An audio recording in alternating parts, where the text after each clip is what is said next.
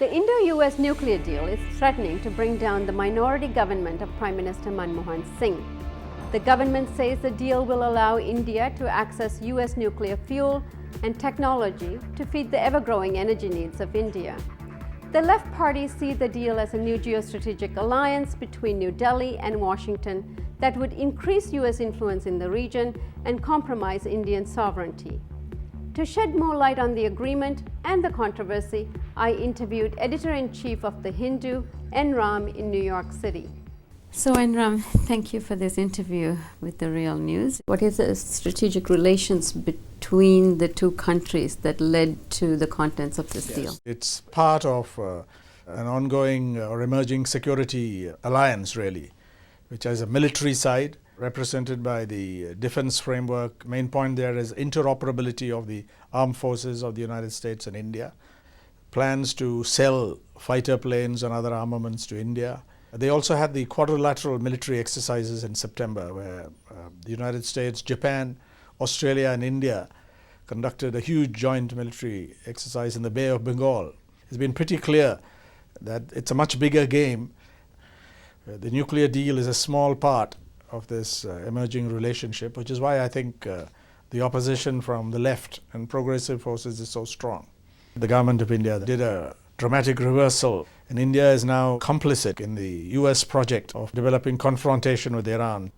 India used its vote on a sensitive occasion to refer the Iranian question to the UN Security Council. The Indo-US nuclear deal has been put on halt. I was wondering if you could outline the events that led up to the pause. The problem arose when India exploded nuclear devices, first in '74 and then in 1998. They came down like a ton of bricks. Sanctions were imposed, scientists were prevented from going abroad and so on. And Manmohan Singh struck a deal with President George Bush.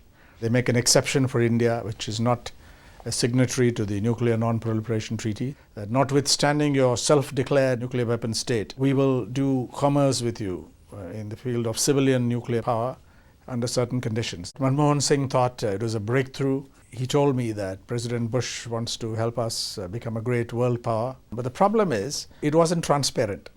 They kept it under wraps, and when they were forced by political and public pressure to reveal the content of the deal, he came out with some assurances in Parliament and some statements. Why did the Left Alliance choose this particular issue as the issue that they would bring down the government?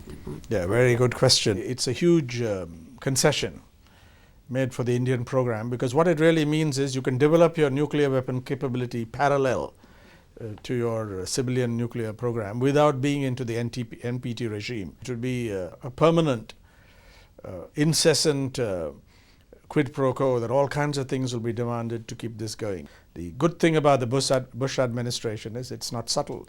It's made it very explicit. In the Hyde Act, there are 9 references to what the United States expects from India on Iran. So they're not very subtle about what they expect on foreign policy. What is India giving up in terms of its regional presence and political influence in the region for this alliance with the United States? I think there will be a cost to pay. I think it's lost goodwill. And in West Asia in particular, there's a perception that India is now closely aligned to the US. What will this mean in terms of India's relations with Iran?